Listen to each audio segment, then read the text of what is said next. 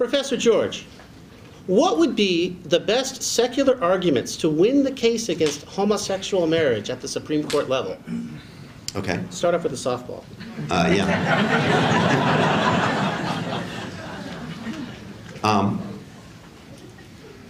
I think that the place to begin, of course I made an elaborate version of the argument this evening, and I have a still more elaborate version of it out in a book called The Meaning of Marriage, which I co-edited with Professor Jean Bethke Elshtain of the University of Chicago. It's published by Spence Publishers. My own contribution to that is called What's Sex Got to Do with It?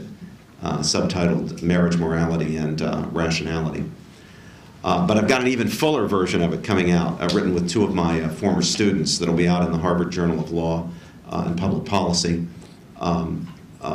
called simply What is Marriage? I think the place to begin is just with the question, would anybody have thought up marriage if human beings didn't reproduce sexually? Now, the answer to that question is plainly no. I mean, someone would have to be really determined to win this argument on the other side, to dig in and deny it. They say, oh, yes, someone would have thought up the idea of marriage even if people didn't reproduce sexually. All right, so that's going to tell us something about what the nature of marriage is. It has something to do with reproduction.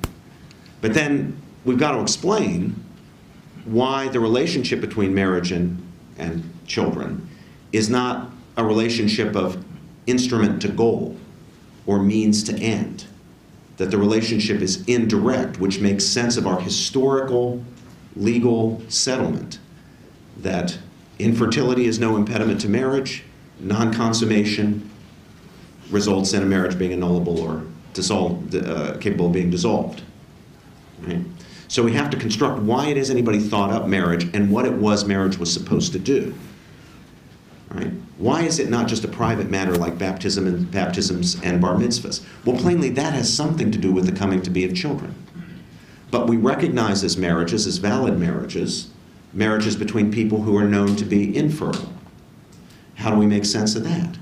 Well, a relationship that's of the sort that is naturally fulfilled by and oriented toward the coming to be of children can have its same intrinsic value even if the completion of the of the process of reproduction is impossible for that couple, so long as consummation is possible. So we can make sense of the law. Then we turn to what philosophers call a dialectical move. Okay? We've now just constructed the outlines of the affirmative case. Here's what marriage not only historically was, but historically was for a reason. No one would have thought it up if it didn't take a guy and a gal to make a baby. Right? Then we turn to dialectical questions. What sense can be made out of the norms of marriage that folks on the other side claim they don't want to disturb? A commitment to exclusivity, sexual fidelity, monogamy, commitment to permanence. What can make sense of those norms? If we remove sexual complementarity as an element of marriage, then we've taken away with it any ground of moral principle for supposing that marriage is a union of two and only two people, and not a union of 3 or 5 or 7. If marriage, that is to say, is an emotional union among consenting people who find it agreeable to have sex with each other, why does that have to be 2? Now, we can explain why it has to be 2 if there's some intrinsic value in the reproductive unit and the relationship oriented around that, because of the nature as human beings as not just emotions inhabiting bodies, but as unified actors, body, mind, spirit composites, right? We can explain that. But we can't explain fidelity, exclusivity. We can't make any case against not only polygamy, but polyamory if we remove that idea of the male and female as forming a biological and therefore personal unit. Okay? Now, you don't have to take the word of a conservative Catholic for that. look at the statement of 300 LGBT activists, scholars, friends, and allies, and you'll see the same logic. They know it, they see it, they say, yeah. I mean, if two men can marry, if two women can marry, and not just a man and a woman, and they think 2 men and 2 women should be able to marry, then there's no reason in principle why groups of 3 or 5 should marry. And if you can't give a principled ground for it, then you're not talking about simply changing the eligibility of who can marry. You're talking about redefining the institution. In fact, on this revisionist account that's being proposed, you can't even give an explanation of why marriage is a sexual partnership. What would make it inherently sexual? If I am to commit to, if being married means committing to some kind of exclusivity, so if I buy that much of traditional morality, why does it have to be sexual exclusivity? Why can't we have a deal, you know, man and wife, or 2 men or 2 women, look, we're going to sleep with whoever we want, but by golly, we're going to pledge as tennis lovers, we're only going to play tennis with each other. Our relationship is integrated around tennis. Why does sex have to be, this was what the title of my article was, what does sex have to do with it? So it can't even give an account. Once you drop complementarity, so bodily, physical, biological complementarity out of the picture, you can give no account of why marriage is a sexual partnership as opposed to some other type of partnership. The whole understanding of marriage as sexual and not tennis playing or horse riding or whatever other favorite activity it is, as 2 and only 2, as permanent, as exclusive, all of that disappears with the principle of sexual complementarity being eliminated. So it's either the whole package or nothing. Now, the reason I admire a little bit, or there's a respect, I should say, in which I admire the authors of the Beyond Same-Sex Marriage statement. And I admire them for their honesty. They are willing to tell the American people what it is they're buying when they buy the principle of same-sex marriage.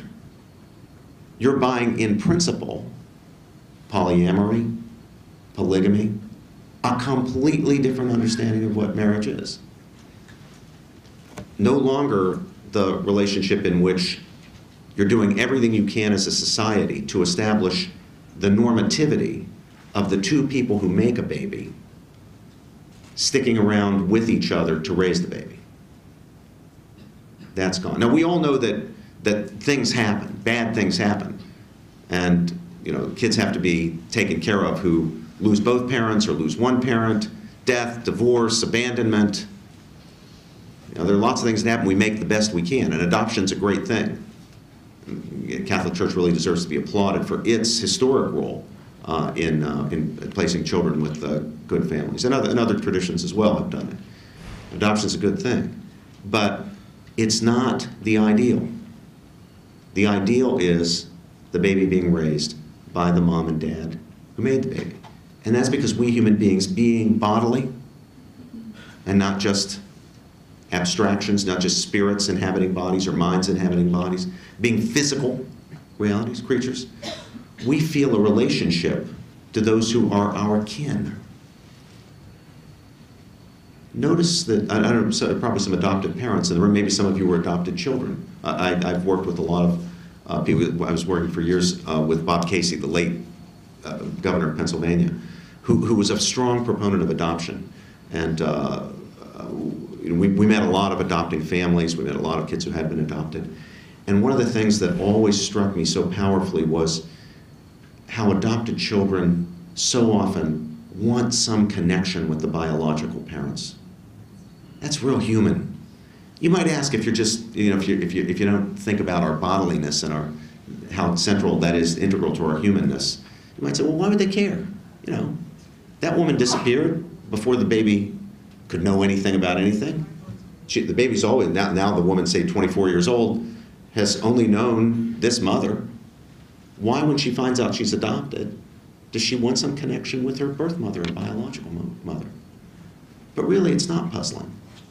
I mean, you know, a child wants to know and be known and love and be loved by its biological parents.